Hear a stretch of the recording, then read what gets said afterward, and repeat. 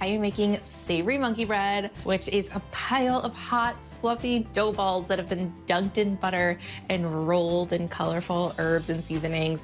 And then I'm serving it with a tangy dipping sauce. So to start, I've got just my basic go-to bread roll recipe that I'm shaping into 40 little balls. I'm stretching the surface so that it's smooth and taut, and then pinching the ends under and then rolling them. You want evenly shaped balls so that they rise evenly and bake evenly, just like that. Ta-da! Okay, now comes the fun part, is the assembly. I've got 6 tablespoons of melted butter here, and this will be the glue that holds on all of the toppings. In this first bowl, I've got finely chopped parsley and chives. In my second bowl, I'll add some dried minced garlic with smoked paprika, sesame seeds. This reminds me of a sesame bagel. Poppy seeds. I'm loving this color palette already. And lastly, some finely grated Parmesan. Okay, to build my monkey bread, I'll roll a ball of dough all over in butter, get it fully coated, and then dunk it in a topping. I'll roll it around. I love the way it sticks so nicely. Like that. And I'll pop it into the bundt pan that's been greased. And I'll rotate the toppings as I go so that once it goes into the bundt pan, there's a pretty distribution of the different toppings. Next, I'll do garlic. Apparently, it's called monkey bread because the method in which it is eaten, we pick off the chunks, kind of mimics the way monkeys clean each other. Yum. Sounds so appetizing. We should name a food after it. Okay. I will keep on dunking, and once all the balls are into the bundt pan, I'll cover it up and allow it to proof for another 30 minutes until it's puffy. They're so poofy. Okay, I'll bake this now at 350 degrees for about 35 minutes until it's golden, and in that time, I'll make my creamy veggie dip. So I've got my veggies here, a red bell pepper, carrot, celery, and scallion, and I'm giving them a rough chop before tossing them into my food processor. A little bit of parsley, and then I'll pulse this to break it up into little pieces. That looks good. For the creaminess, I've got some softened cream cheese and half a cup of sour cream to make it dippable. A little garlic powder. I like using this because sometimes I don't always want to eat just chunks of raw garlic. And salt and pepper. The juice of half a lemon. And now I'll bring it together so that it's dippable. That's it. I don't want to overblend and process the veggies into purees. It looks like a party to me. All right, I think it's monkey bread time. It looks so good, and it smells so good. I don't know if it looks better or smells better. I'm gonna go for it. I'll invert it onto a plate for serving. This is always the scariest part about bundt cakes, is getting it out of the pan, but luckily, monkey bread is much more forgiving than a cake. Did you hear the plop? Yay! I'm so excited about this. Oh, I love you so much. I don't even want to disrupt it by eating it, but I truly cannot not. Balls to the rescue. There we go. Oh yeah. It's buttery, it's fluffy, it's so flavorful. Easy peachy jalapeno cornbread. Store-bought cornbread mix is so forgiving. 2 boxes, okay? 2 eggs I whisk up. Add some milk to that. Some jalapeno right there. Canned chopped peaches. Chili lime seasoning. Goes really well with jalapeno. Wet into dry. Move it around. All right, so this is buttered up. 400 degrees for about 20 minutes. Warm and fresh out of the oven right there. Some of that peach juice. Add in some butter, a little bit of lime juice, a little pinch of salt, never hurt. Right when it's warm and it's ready to like soak it up. Right over the top. Oh man, spicy, sweet, buttery. Baking bread isn't an everyday thing, but every once in a while, when I have a little extra time, it's just a really pleasurable thing to do. And my favorite is honey white bread. There are a few stages. Step 1 is the yeast. So I've got a half a cup of water, and the key to the yeast proofing, which is to reactivate the dry yeast, is to make sure the water is really hot. And you want to make sure it's 110 to 120 degrees, not in the cup, but in the bowl. So if the bowl's cold, you want it to be a little hotter. Next, 2 packages of dry yeast. And what the water does is reactivate it. And then a teaspoon of sugar, and what that does is feed the yeast so it starts to grow. And I find the best way to mix this is just with my hand, just to make sure that the yeast is reactivated and it's all mixed together and dissolved. I love the smell of fresh yeast. So I'm just gonna stir this for a few minutes until the bubbles come up and you see a little bit of a foam, and that's how you know the yeast is alive. And in the meantime, I'm gonna ask my friend Amy Scherber, who's the founder and owner of Amy's Breads in New York. She makes the most incredible breads. I'm gonna ask her about yeast. Hi, Ina, welcome to the bakery. So science first. We start with dry yeast, tiny bit of sugar, and when we mix it with warm water, the yeast is activated and it starts to give off carbon dioxide. And that's what makes beautiful bubbles and it makes the bread rise. It's absolutely fine to use dry yeast, and if you choose to use fresh, it has a milder flavor and activates at a lower temperature. And as for storing, dry yeast can be stored at room temperature, but fresh yeast has to be stored in the refrigerator. Or, better yet, you can keep both in the freezer for longer potency. Thanks, Amy. Okay, the yeast is all bubbly and it's perfect, and the next step is all about the dough. Here goes. So I'm adding 1½ cups of warm whole milk to the yeast mixture. You want it to be 110 degrees. Then 6 tablespoons of unsalted butter that's been melted and cooled. 1½ tablespoons of honey, well, it is honey white bread. And then mix everything in the blender at medium speed. Then next, add 2 extra large egg yolks, 3 cups of all-purpose flour, and 1 tablespoon of kosher salt. That just mixes on low speed for about 5 minutes. Then add 2 more cups of flour and increase the speed to medium. And then from then on, I'm adding just enough flour so the dough doesn't stick to the bottom of the bowl. Take it really slowly. You can always add more flour, but you can't take it out. And just when you wonder what that hook attachment for your mixer was, it's a dough hook and you use it for kneading. So this gets kneaded for 8 minutes, and then it's over to Amy for everything we need to know about kneading. Some kneading tips. When you hand knead, use a quick, confident motion that doesn't warm the dough too much. And use some strength, because that will help develop the gluten, and that's what kneading is all about. People ask if you can over-knead. Not by hand, I don't think, but in a mixer you can, so make sure you follow the time on the recipe. The dough is kneaded enough when it's smooth, supple, and strong, and it stretches like this. Thanks so much, Amy. Okay, we're ready for stage 3 of my dough, which is hand kneading and rising. Just a little bit of flour on the board so it doesn't stick. Squishy. I love the feel of it. Pull it towards you and then push it away. Then pull it towards you and push it away.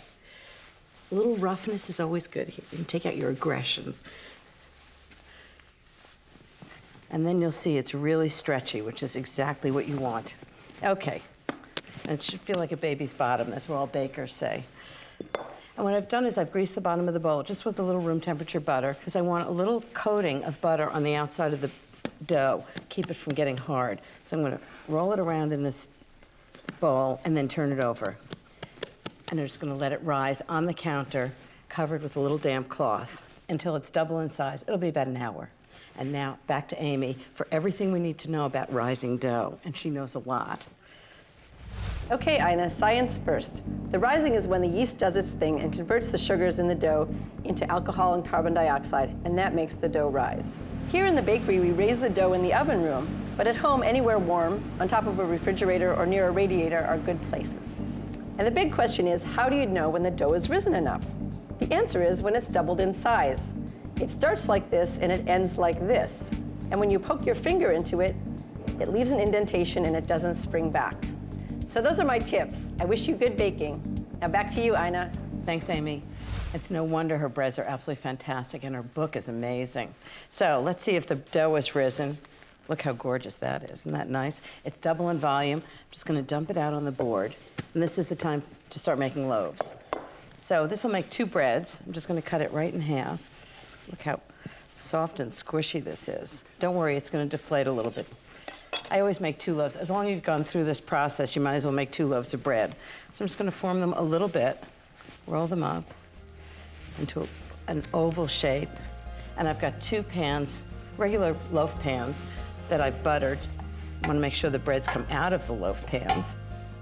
I'm just gonna cover these again with a damp cloth. They're gonna double in volume. It takes about an hour, and then brush it with egg white into the oven, 350 degrees for 40 minutes, and the house is gonna smell fantastic.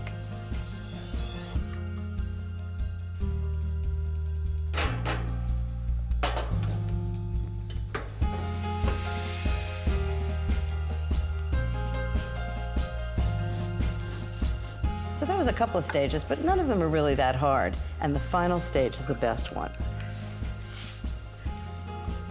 A little bit of butter, and I would say this is worth waiting for. All right, let's make this stuff.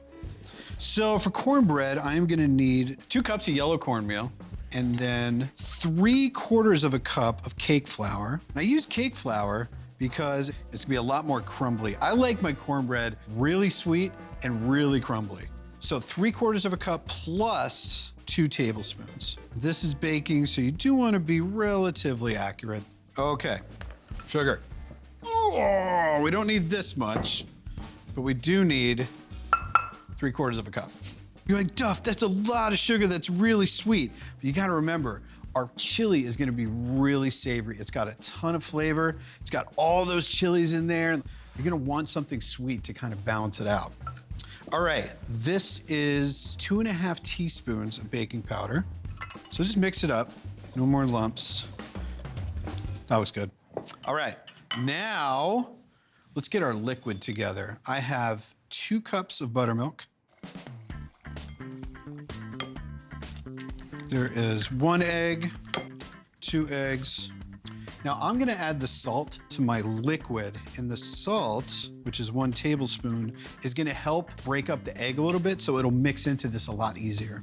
Now I need 1/4 cup of vegetable oil. You can also use butter here, but I find that oil, you're gonna get a lot more tender, a lot more crumbly cornbread. Butter is really delicious. You get that good buttery flavor, but I find that like when I want butter with my cornbread, I just kind of smear it on.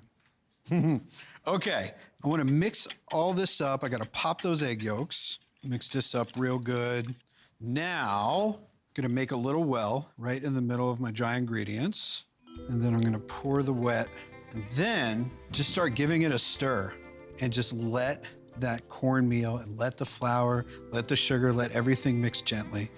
You also find that you won't get too many lumps too. Our cornbread batter is looking perfect. Now, I gotta get this into the pans. My pans are already in the oven. I like to preheat the pans.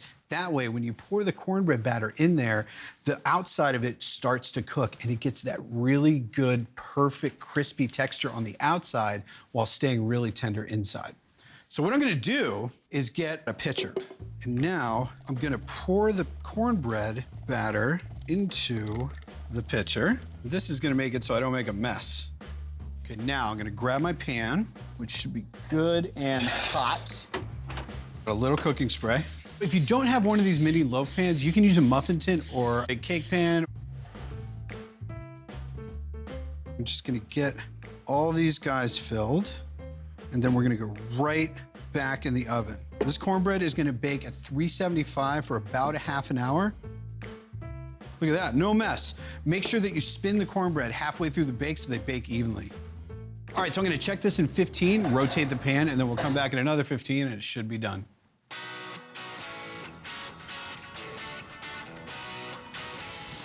Smells like cornbread.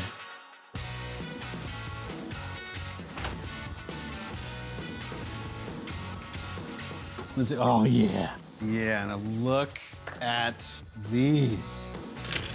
Oh, look how golden, brown, and beautiful. So the thing about cornbread is that you want that crust to develop, but it needs to be exposed to the air. If the cornbread sits in the pan, it steams, and you lose that crispy crust. So you gotta get them out of the pan right away, and then they get nice and crispy as they cool. such to cool these off because I want to break one open. And look at these.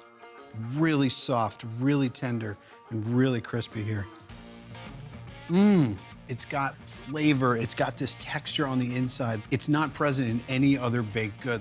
We are going to begin by making our Italian egg sandwich. This is not a sandwich. I mean, it's really gonna be sort of this big bowl of toasted bread with eggs and sweet Italian sausage, Calabrian chilies, some peppers, some onions kind of running through it, and we're gonna top it with some provolone cheese and some Parmigiano Reggiano cheese as well. Okay, so the first thing we'll do is actually take out or hollow out the bread. I'm gonna take the top right off. I'm just gonna pull all the inside of the bread out. Just brush the olive oil. And just a little bit on the edges of the bread as well. And even this, I put a little salt and pepper.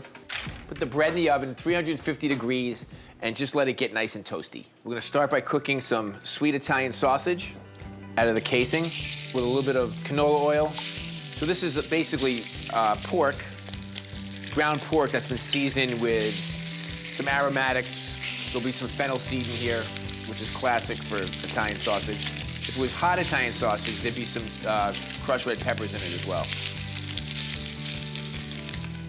Let's crack some eggs. I'm gonna crack about, I don't know, 10 eggs or so. Slice up some onions.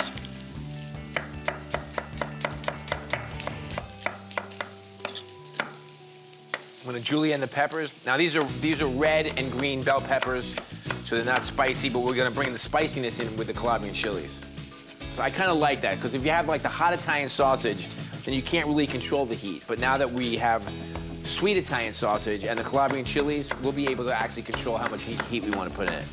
So that's something you can really think about. It's like if you don't like your food too spicy, you don't need to actually put the Calabrian chilies in there. So we're gonna get our sausage out. We're gonna throw our onions and peppers in here, right into the fat from the sweet Italian sausage. And we just want to soften, the peppers and the onions. So we have some parsley. I'm gonna grab some basil as well. Because of how the basil is nice and leafy, it's better just to kind of tear it. Once you start chopping the basil, it gets a little bit, starts turning its color. We just want this to be a little bit crunchy. Exactly, that's perfect. Okay, so we have our Calabrian chilies, and I'm only gonna take like 2 chilies. They're fairly spicy. Just chop them up. Seeds are fine, no problem. That'll be plenty of heat. All right, so let's throw our sausage in there. Let's throw our chilies, and you wanna make sure that you chop them very fine, because they can be very hot. And then some provolone cheese. Provolone is a very, classic Italian cheese. It doesn't have a ton of flavor. It melts really nicely. Okay, we can throw our eggs right in here.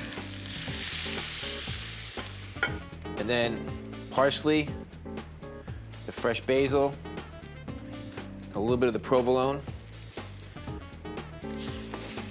Just kind of mix this together. It's pretty, doesn't it? Just until the eggs begin to cook.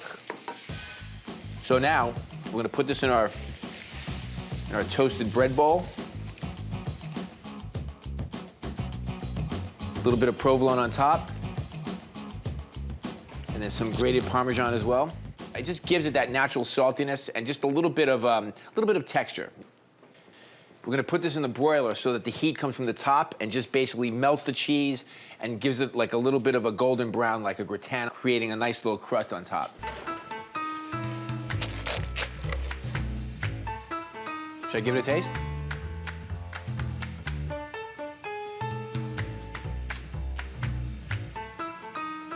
Kind of like a giant free-form sandwich in a way. Delicious warm rolls are very important for any Drummond Thanksgiving dinner. And I have made them every way you can make them. I've made them from scratch. I've bought frozen rolls that are unbaked. I thaw them and bake them. Well, I'm taking the from scratch route this year but I'm gonna kind of do a little twist and make sweet potato rolls. This is actually a first for me for Thanksgiving, so please say a prayer for me. This could go either way. I'm adding the wet ingredients to a mixer, and it's whole milk, a little bit of lemon juice, a good amount of melted butter, a couple of eggs, whoop, a squeeze of honey, and some grated garlic. These are very flavorful rolls. I think I got all that in there. All right, and then just a packet of instant yeast. I'll sprinkle that in, and I'll turn on the mixer. I'm gonna turn it on low. I just want this to start to mix together. Okay, once you see that everything is pretty well combined, it's time to start adding the sweet potatoes. Now for the sweet potatoes, I used a 10-ounce package of frozen sweet potatoes, and I just put them in the microwave according to the package instructions. And then I took them out of the package and mashed them. So they're nice and warm and they're very, very mashed. So I'm adding them to the milk mixture just to slowly bring it to temperature. And because these are so warm, it's gonna help activate the yeast in the liquid. Okay, thank you mixer, thank you whisk. I'm gonna take the whisk attachment off and switch to the dough hook. And this is gonna help me kind of finish up the dough. All right, I'm gonna turn the mixer back on. I'm gonna sprinkle in a good amount of salt, and it's time to add the flour. This is bread flour, and I'm gonna add it a half a cup at a time. If you overload it, it's kind of hard to get it all mixed together. And you wanna stop when it's still a pretty moist dough. That is looking so good. Oh, the color of sweet potato rolls. Okay, the dough is kind of starting to come away from the sides of the bowl, so I'm just gonna add that last one. I think that's gonna do the trick. Okay, now I'm gonna let the mixer do the muscle work and knead the dough, and then I'll let it rise and make the rolls. So the kneading takes about 5 minutes. Then when the dough is very smooth, I'll turn off the mixer, tip the dough into a greased bowl, cover it with a cloth, and leave it to rise for 45 minutes to an hour. You need to look at this dough. It's been rising. Oh, didn't I tell you about that color? I'm gonna reach in and grab a nice little portion and roll it into a ball about the size of a golf ball and get it so it's nice and smooth. All right, so that is 1 ball of dough. I'm gonna do 47 more, so I'll have 48 balls of dough, and I'll put 2 balls of dough into each well of these muffin tins. Wish me luck. So that's the first 12, then 12 more. Next, all I have to do is brush the tops with melted butter so they have a shiny golden crust when they come out of the oven. The rolls haven't even baked yet, and they already look so good. Before they bake, I want to sprinkle them with a little bit of chopped sage, and that'll just give them a little extra flavor. Sage I associate with Thanksgiving 100%. I'm being pretty generous, and ooh, it smells so good. All right, I got them all sprinkled, and now a little bit of sea salt on top of each one. Okay, now I'm gonna let them rise for 30 minutes, and then I'll pop them in the oven. So when they've risen, I'll bake them at 375 degrees, and after 15 minutes, they're golden, delicious, and perfect for the feast. Oh, hi. You caught me just admiring these beautiful rolls. So I want to show you, woo, how beautiful these are. I'm going to break this open. Look at that color. It's gorgeous. It's just kind of that light orange tint. It's not overwhelming at all. It just looks and smells delicious. I smell that sage that baked into the top of the rolls. So the very best way to serve these is just to spread some softened butter on both halves. And isn't that nice, just how they perfectly break in half? All right, I know I said that the green bean casserole was gonna be the star of the show, but I think I'd like to change my answer to these rolls. You've got to make these. Mystery rolls. So I just put a stick of salted butter on a sheet pan, And I'm adding garlic, a couple of really big spoonfuls of pesto, and then I have some chopped fresh rosemary. So for the first stage of the mystery rolls, I'm gonna put this pan in the oven. The oven's on 350, and it's just gonna take about 3 minutes for the butter to melt, and then I'll move on to step 2. The butter is melted, and it smells so good with that pesto. So mystery rolls usually use some kind of a shortcut bread, and I am using canned biscuits. So then I'm just gonna toss the biscuits in this buttery pesto mixture. And for the biscuits, I cut them into fourths. All right, so I have coated all of the biscuit chunks. So then it goes back into the 350-degree oven. It's gonna take about 10 minutes for the biscuits to bake. And look at these beautiful rolls. They baked exactly the way I wanted. They're nice and golden on top. I'm adding a little bit more pesto to the very hot pan. And this is a good time also to sprinkle on some Parmesan. And then I'm gonna toss the rolls just so everything is totally coated. So these are all tossed, and I'm gonna pile them onto a pretty platter. Delicious. And then I have a dish, and I'm gonna pour in some warmed marinara. This is another shortcut, just straight out of the jar. Sprinkle on some fresh basil. Okay, guys, now there's just one more thing to investigate. Are they delicious or not? There's only one way to find out. So Really is. I'm gonna get All the right. pan getting hot. All right, so while you're doing that, I'm gonna mix the dry ingredients together. So I have some baking powder here, and this is just sort of a regular grind cornmeal. Sometimes it can be a very coarse grind. You don't wanna really use stone ground for this. And this is just all-purpose flour. Oops. There's no sugar in cornbread, but in this one, we're going there. All right, and some kosher salt. Gonna just whisk these dry ingredients together, because I want them to be distributed evenly before we add our wet to this. Beautiful. All right, so the first thing I did while you were doing that is I separated an egg. So I got the yolk in here, I have the white in here, which I will whip in a second. To that, I am going to add whole milk. Minus 1 teaspoon. And then melted whole unsalted butter. And as you are doing that, I'm gonna start mixing my egg whites. So I have the 1 egg white here, and I have 1 teaspoon of cornstarch, which is going to help stabilize my egg whites a little bit. I'm glad I'm not doing that. Here's a great little trick. So you put a little of your batter in with your egg whites at first, and you could smoothly mix that together, and it kind of loosens up your egg whites and gets it going. Going.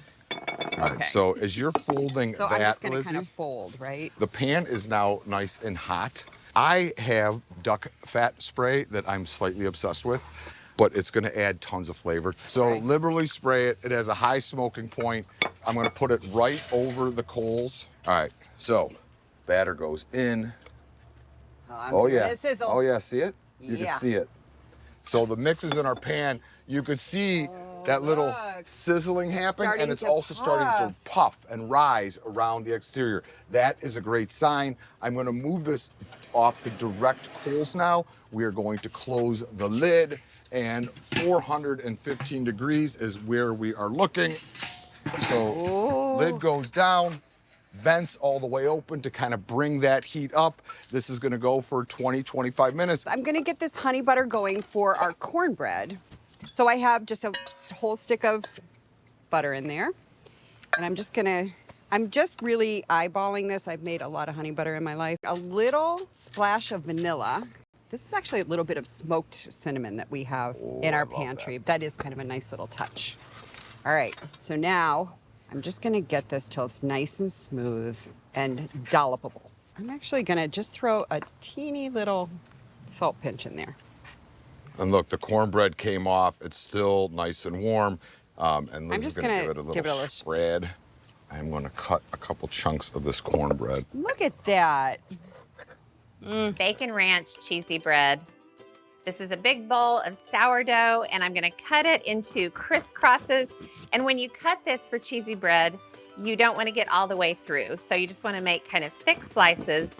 So everything's still attached, but there's room in there to stuff to your heart's content. So speaking of my heart's content, I'm gonna make the mixture with 2 cheeses. It's just Monterey Jack and cheddar, bacon, and then the white parts of green onions and parsley. This is a beautiful mixture here. Cheese, bacon, onions, parsley. Oh my gosh. You want to pull apart the bread as you stuff it in. And I mean, you literally have to pull back every section and let the bread and the bacon mixture fall down into it. It takes a little time to make sure it's all stuffed well. All right, look at this, Paige. Doesn't that look amazing? So I've got a packet of ranch seasoning, or ranch seasoning from a packet, and I'm gonna sprinkle it into butter.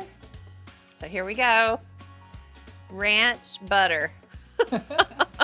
Okay, so for the first stage of cooking, I'm gonna fold the foil over just to enclose it a little bit. So I'm gonna bake it covered for 25 minutes at 350, and then I'll uncover it and bake it for another 10. It's gonna be so darn good. Look at this. That ranch butter on top, check it out. It looks amazing, absolutely amazing. Ooh, this is an oval platter, but it's sort of baked into an oval because it's just so stuffed with cheesy goodness. Our favorite monkey bread. So I'm making the egg mixture first, just got a bunch of eggs, and I added salt, pepper, and hot sauce, and I gave it a really good whisk. So I cooked some pieces of bacon in this skillet. I took the bacon out and I did not clean the skillet because I want the eggs to have all of that incredible bacon flavor. Okay, I'm just gonna stir these around and cook them in the pan until they're totally set. So I turned off the heat and I'll just let the eggs sit.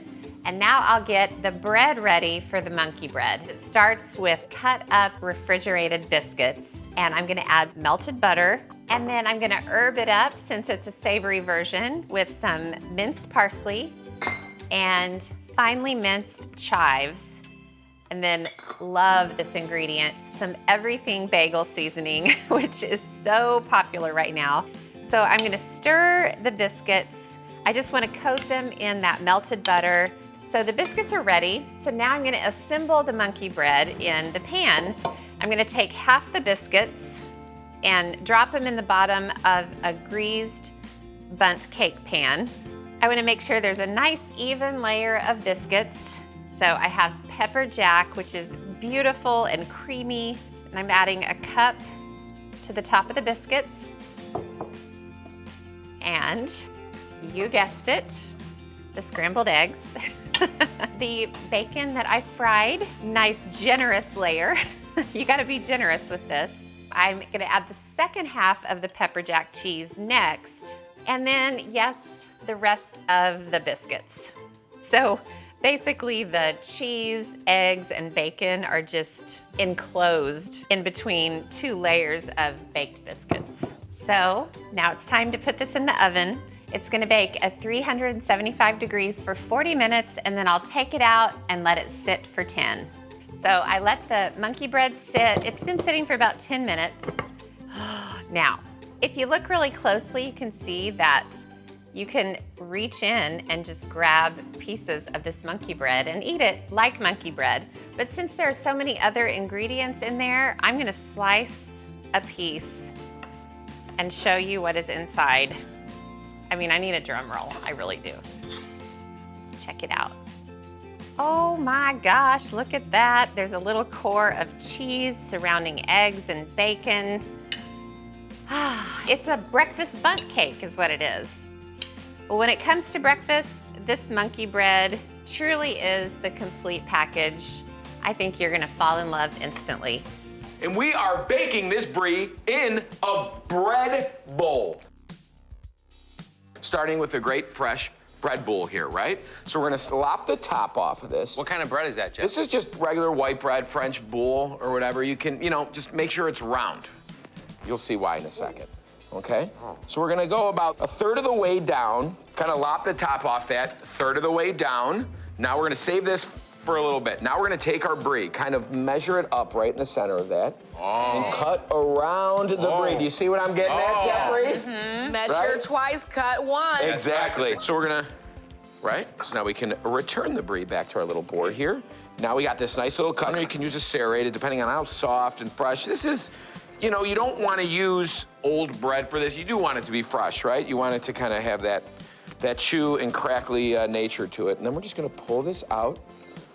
Jeff, it looks like you also cut the top off the Brie and the bread. Yes. Both of them. Good observation. Shiny. Sorry, we cut the rind off the top of the Brie, so it's easier to dunk into and That's scoop. right. That's a hard time. Once that Brie hits room temperature, it's like you gotta saw through it sometimes. So this way, it makes the dunkability that much greater.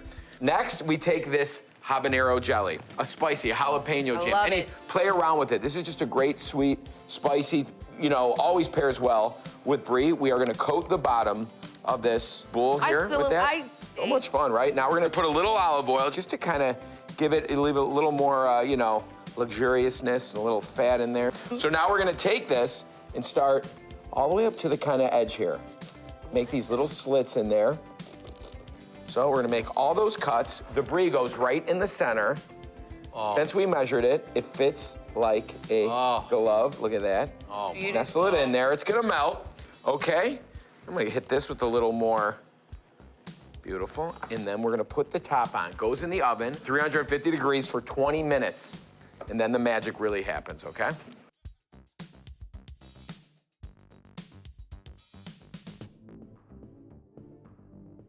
All right, you ready? I call the top. Ready? I call the top. Stop it right now. Show I that. call the top. That's going in a doggy bag. So I'm just gonna add some pomegranate seeds for some festive color and texture and tang. By all means, We go kids. in there? Look at that, just pulls right out of there. I like how, Katie went for an apple. I love the apple Sonny, Brie. epic. I love the stinky Brie thing. It's so good. I could eat the whole So thing. creamy and rich. This is really fabulous. Chicken artichoke bread bombs. I just grated a whole bunch of fontina cheese. And I have a bowl with some softened cream cheese. So I'll add all of this fontina cheese, a little bit of Parmesan cheese, about a 1/4 cup or so. And of course, a pinch of crushed red pepper flake. All right, now I've got a pretty sturdy spoon because I need to kind of mush, squish all of this together. I want that cream cheese and fontina to just kind of make this creamy base. All righty, so I'm gonna add some salt and pepper.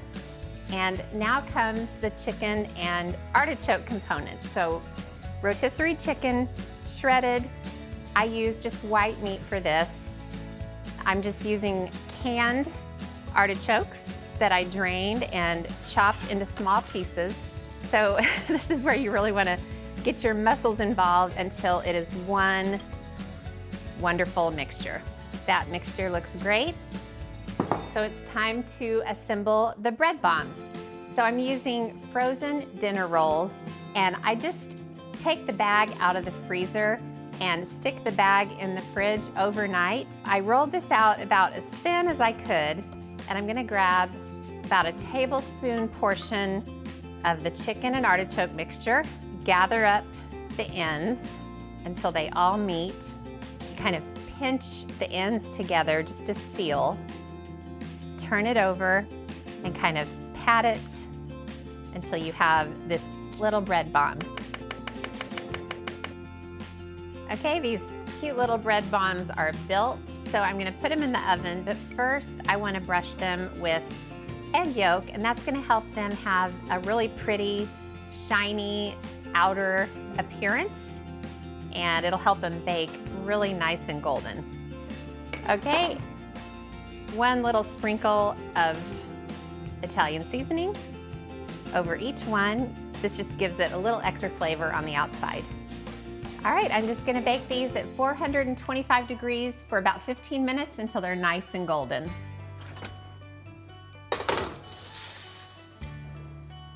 Look at these. Can you believe those cute little balls of dough resulted in these gorgeous little bread bombs. How cute.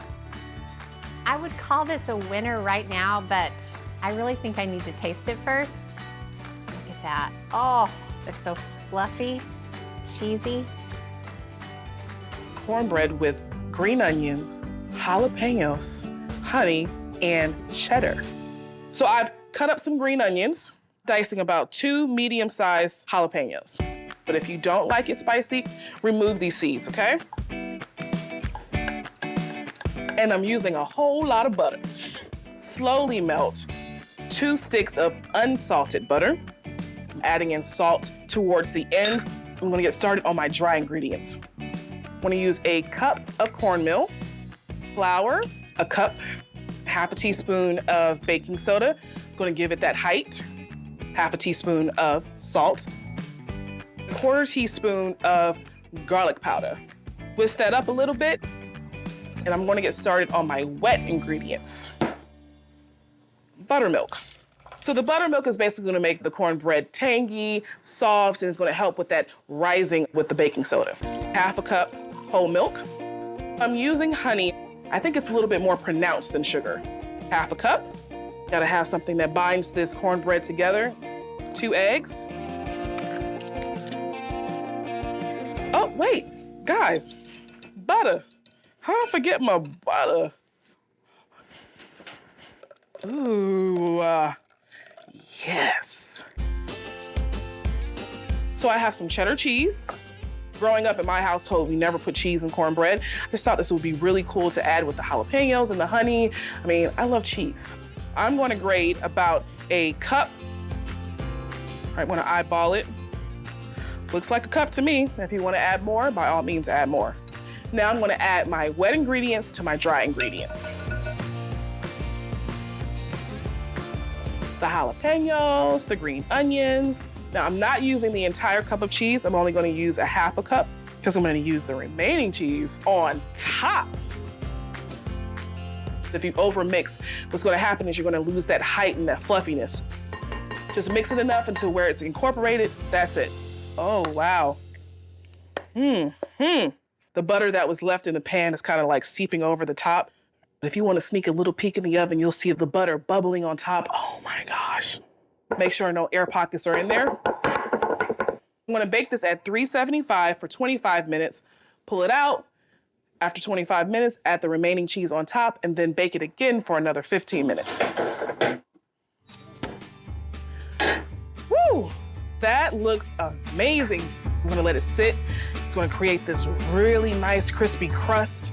How much jalapenos you put in here? Do you taste it? I do, and it's not spicy, like hot, but it's good. So I started with a sourdough bread bowl, and I cut a rim around the edge, and I pulled out the pieces of bread, and I'm just cutting the bread into chunks. You can also just tear it. It doesn't need to be like in neat pieces. Okay, now I'm gonna flavor the bread. So I'm gonna get some olive oil, just enough to brush over all the bread, and I'll grate in some garlic. It's amazing the difference that a little bit of garlic makes here.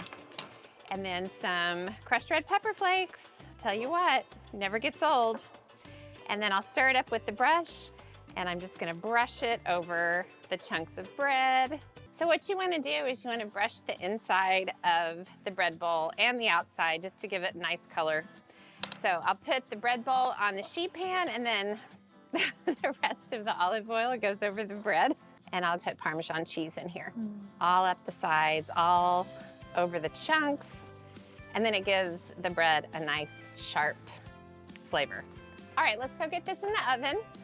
I'm gonna bake the bread at 375 degrees until it's nice and golden and crisp.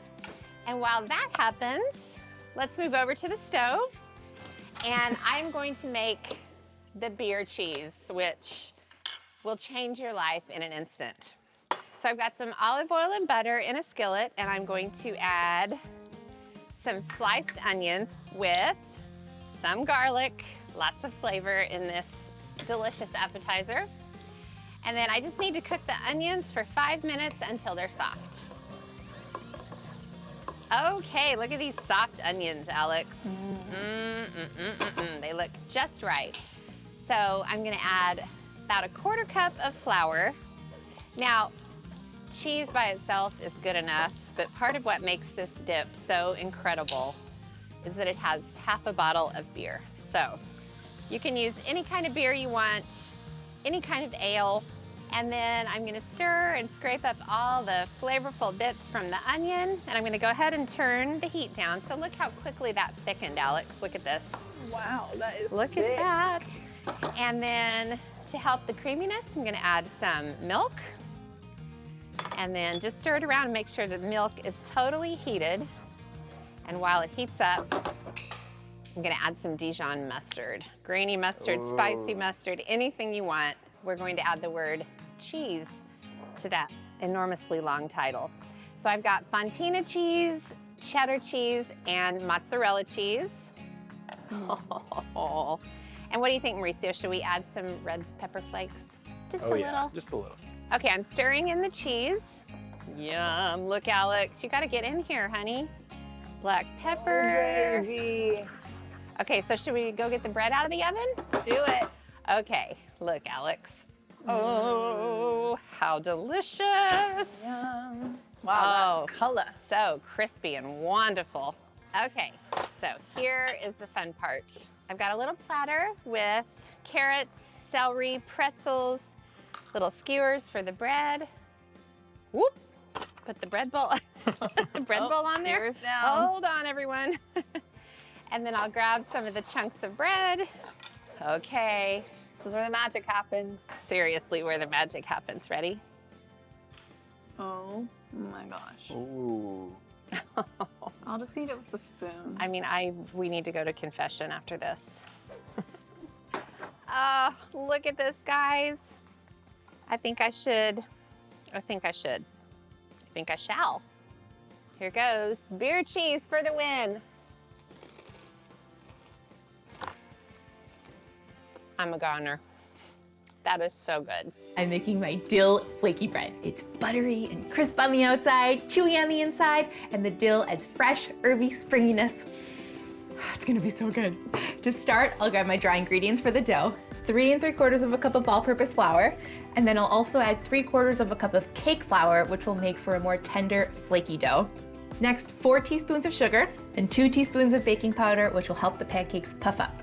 And next I'll add 3 teaspoons of salt, and then I'll add 1 1/2 cups of water. I'll make a well in the center of my dry ingredients and then pour the water right in, and that'll help the water incorporate. The dough is coming together, all the flour is incorporated, it's looking shaggy. Now that it's too stiff to knead it with my spatula, I'll turn it out onto my surface and knead it by hand.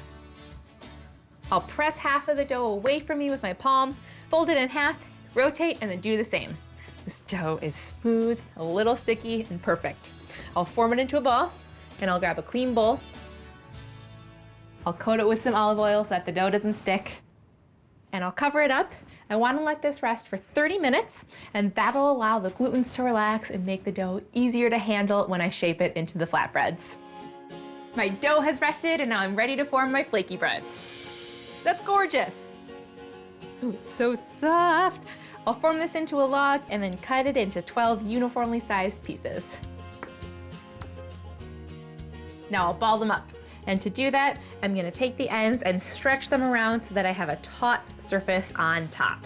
The balls are looking great. I'll cover these up so that they don't dry out while I'm working with them, and grab my remaining tools. I've got my rolling pin and a plate and a stack of wax paper, which will help me roll these out. And now I need the star of the show, my butter. I've got a lot of butter, which is always the sign of a good recipe. And I'm gonna rub it all over my work surface. And now I'll take a ball of dough, I'll give it a pat, and then I'm gonna add another pat of butter on top. And I'm gonna gently massage the dough out until it forms a big, flat, almost translucent circle. Once the dough is very thin to the point where I can basically see my counter through it, I'll sprinkle it with some dill.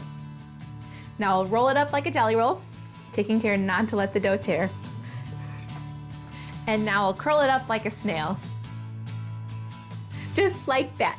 Now to flatten this into my flatbreads, I'll grab 2 pieces of wax paper and I'll sandwich it between. And this is so that it doesn't stick. And then I'll use my rolling pin to roll it out into a round that's about 6 or 7 inches in diameter. I can see those speckles of dilly green. I'll peel the top layer of wax paper off. Oh yeah, that's gorgeous. I'm gonna put this on a plate and then I'll keep on rolling my dough discs.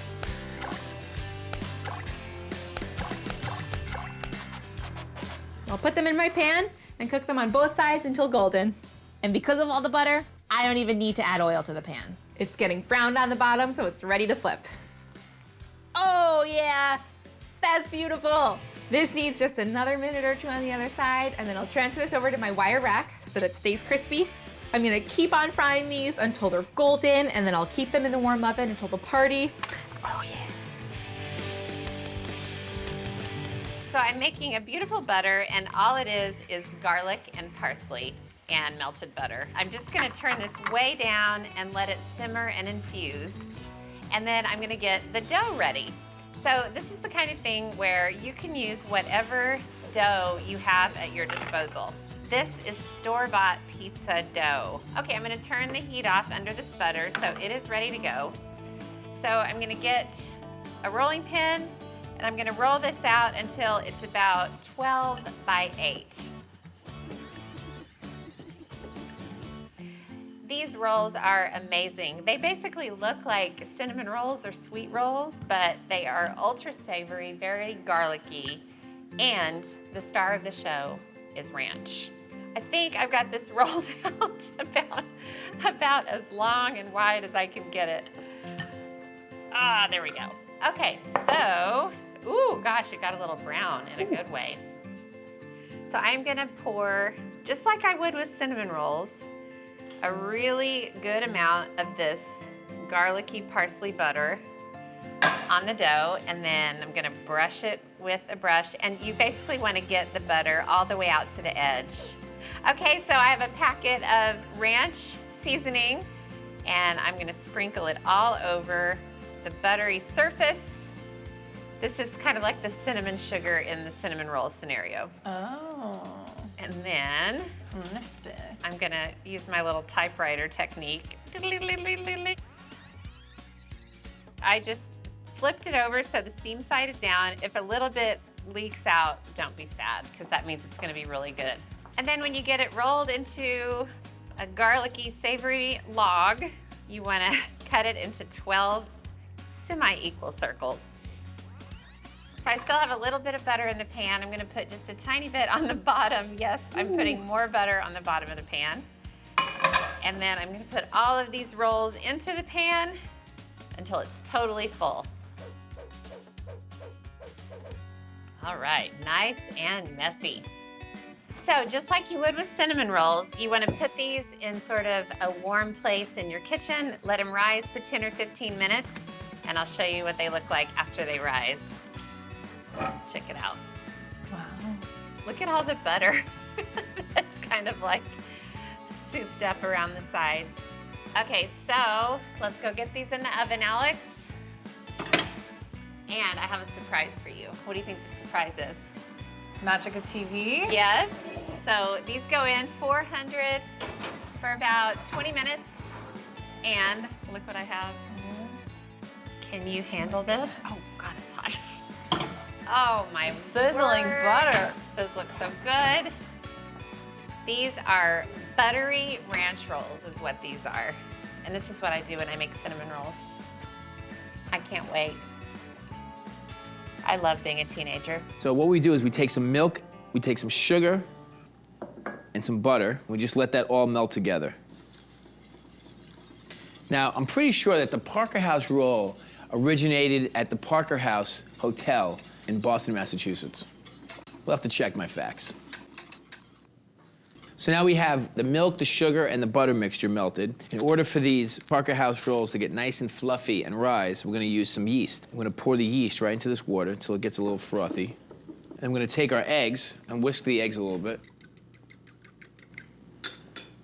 Okay, and all this is gonna go into a mixer. Eggs. I'm gonna slowly pour the milk mixture into the mixer so we don't scramble the eggs.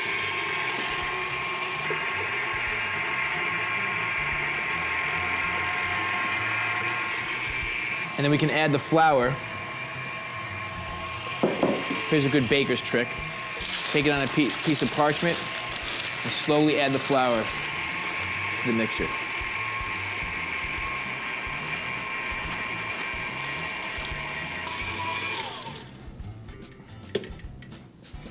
We're gonna finish actually mixing all the ingredients together by hand.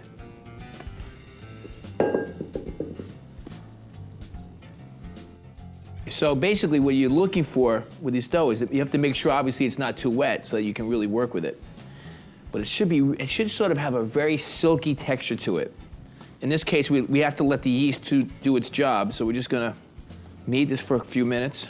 I'm gonna put it into an oiled bowl and then let it rise for a little while. So it actually rises in volume by 2, which is probably gonna take about an hour. Now we're gonna play around with our Parker House dough. It's really risen here, which is great.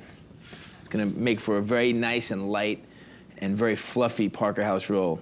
And so you wanna kind of punch it. And we're gonna bring it out on our board here.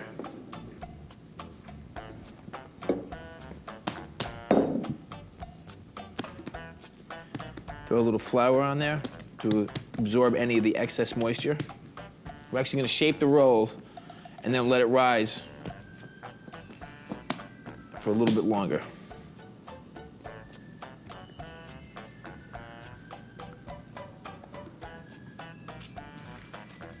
How's that shape?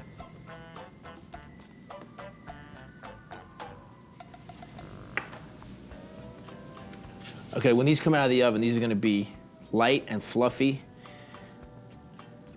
nice and soft, like a soft dinner roll. All right, so we'll just let those rise for about another 40 minutes. We can actually get our rolls in the oven right now. We're gonna cook these rolls in a 350-degree oven until they're golden brown and delicious. GBD, as it's known as. For about 20 to 30 minutes, 350 degrees. Parker House in a jiffy. So let's get our rolls out of the oven. We're actually just gonna take our Parker House rolls. These smell so good, by the way. Just brush them with a little butter, just in case there wasn't enough inside the Parker House rolls. Let's put a little more on top of them. Now this, a nice classic cast iron skillet about 9 or 10 inches, is perfect for my cornbread for movie night. I'm gonna put that cast iron skillet into the oven and preheat the oven to 425 degrees. We're gonna get that skillet nice and hot so we can drop the butter in there and then the cornbread batter and listen to it sizzle and bubble up on the sides. Forget it. Now, how to make the cornbread? Very simple. We start with some of that buttermilk, 1 cup. That starts the liquid foundation and that wonderful tang factor. And to that, I'm gonna add 2 eggs. Give them a little whisk. Add those eggs in. And then a little bit of milk, 1/3 of a cup. But the most important wet ingredient of all for cornbread is butter. Just get it melting nice and easy over a low heat. We don't want to brown the butter, just melt it down. Now for the dry ingredients. 1 1/4 cups of cornmeal, 3/4 of a cup of regular all-purpose flour, and of course, just that touch of sugar, 1/4 cup. Then come the little soldiers of puffiness. A little salt, 1 teaspoon, 2 teaspoons of baking powder, and 1/2 teaspoon of baking soda. Just whisk together the dry, just to get that cornbread color coming through. And then add the wet, buttermilk, eggs, and milk. Now, I have to tell you something about cornbread. When I was a kid, my mother had a classic American cookbook. This cookbook, on page 495, I still remember, had a classic cornbread recipe just like this one. And I used to measure it out and make it myself and bake it in the oven, all while my parents slept. And they'd wake up and they'd smell the cornbread and they'd say, "How did you do this?" And I'd say, "I don't know." But I think that was the first moment that I felt I was gonna become a chef. Okay, so now I've got this stick of butter bubbling, and this was always my favorite part. You can see when you whisk the butter in there, the batter just takes on a silkiness that it didn't have before. So now remember our cast iron skillet. Get it nice and hot in the oven. You can see it's smoking a little bit. That's what you want here. We're talking full-on smoking gun spaghetti western hot. That last teaspoon of butter, and then the batter. It's already taken shape. And in the oven we go. So I will cook that at 425 degrees for 20 to 25 minutes until it's firm in the center. Little onion jam, what do you think? Yeah. This is a jam that really hovers between savory and sweet. Right. I feel like it could go on something like this or even on some French toast or something like that. Okay. Cheers. All right.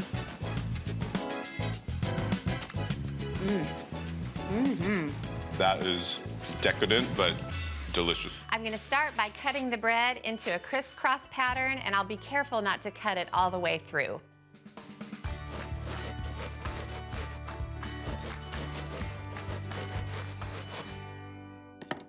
Okay, the bread's cut.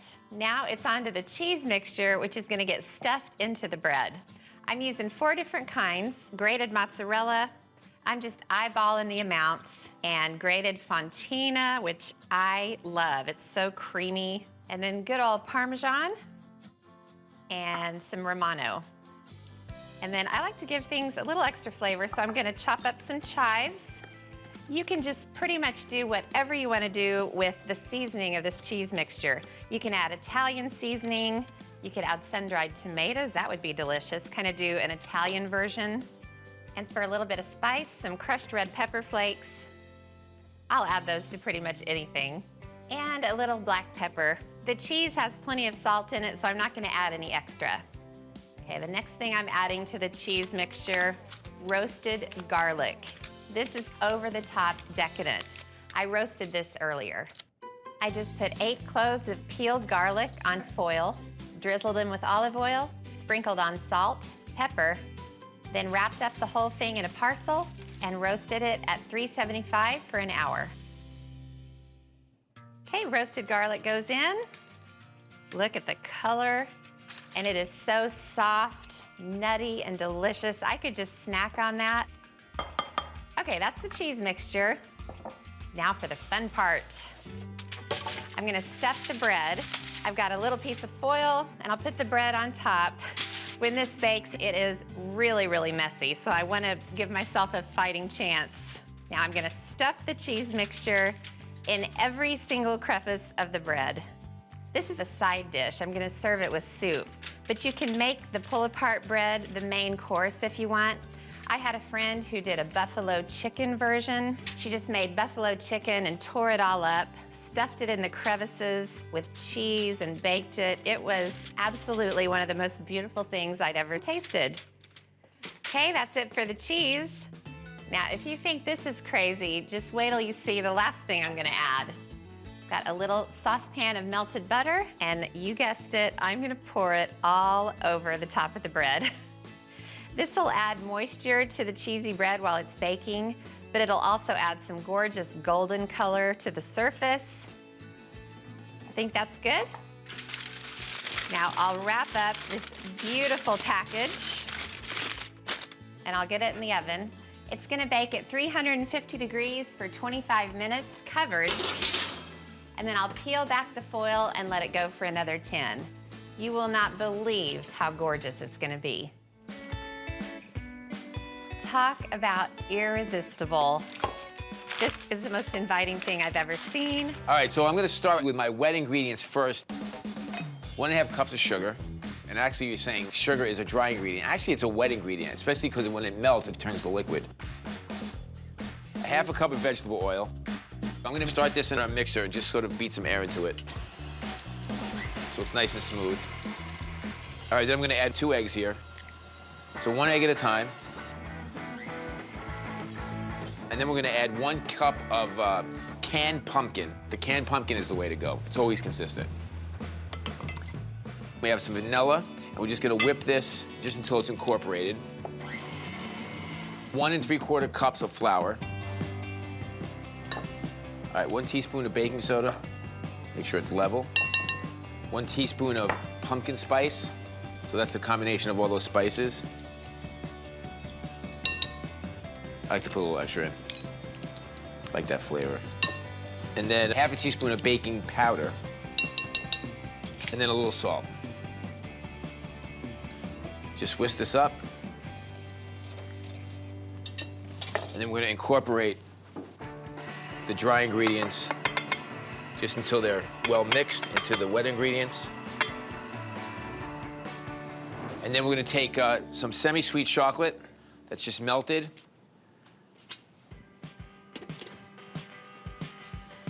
So I'm gonna drizzle this in.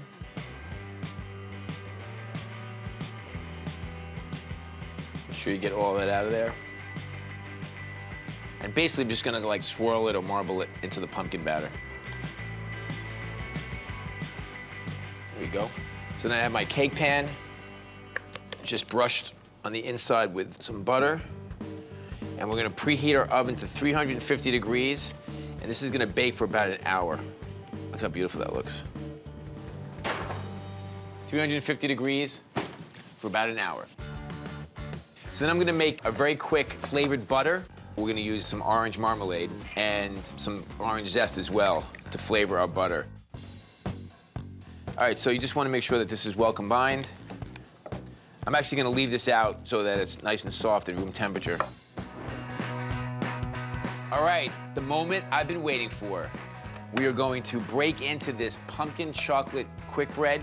It smells amazing. I love all those pumpkin spices. Chocolate goes so nicely with it. First of all, look how beautiful it is. You see the swirls with the chocolate and the pumpkin, and I'm just gonna spread some of that marmalade butter right on top.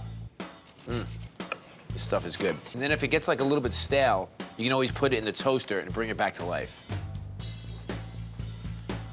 All right, give it a taste.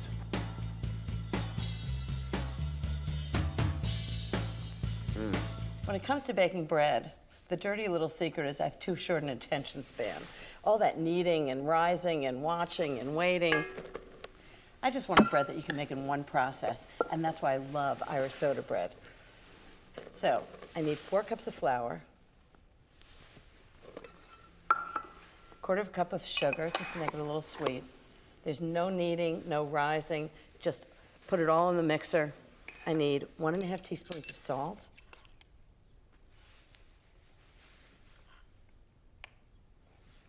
And 1 teaspoon of baking soda. Okay, just get that a little stir. Next is the butter. So I need 1/2 stick of butter. This really is like making scones. The butter keeps it really nice and flaky. And just mix it until the butter's like the size of peas. Next, wet ingredients. 1 3/4 cups of buttermilk. 1 egg. I'm just gonna mix them together in the measuring cup. I love measuring cups. They're great for mixing, and then you can pour it right from there. And 1 teaspoon of grated orange zest. Just mix it up with a fork, just so the egg yolk is broken. It's always a good idea to do it when the mixer's on, because then it mixes in really well. Otherwise, it just sits on the bottom. This is gonna be really wet dough, so you wanna work fast. Okay, now the last thing, classic Irish soda bread, is currants. So I have a cup of currants. And I always add a tablespoon of flour. It keeps the currants from sort of sinking to the bottom of the dough. You want them well distributed. Okay, I'm just gonna put it right into the mixture.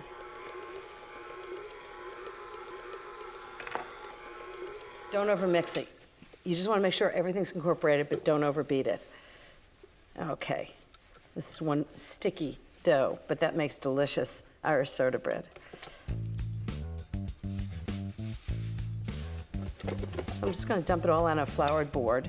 Don't worry about over-flouring it. It's a very wet dough, so you're gonna knead it. And this is why I like Irish soda bread. Regular bread, you have to knead it, and then you have to let it rise, and then you have to punch it down, and it's such a process. Irish soda bread, you pull it together, put it in the oven, you're done.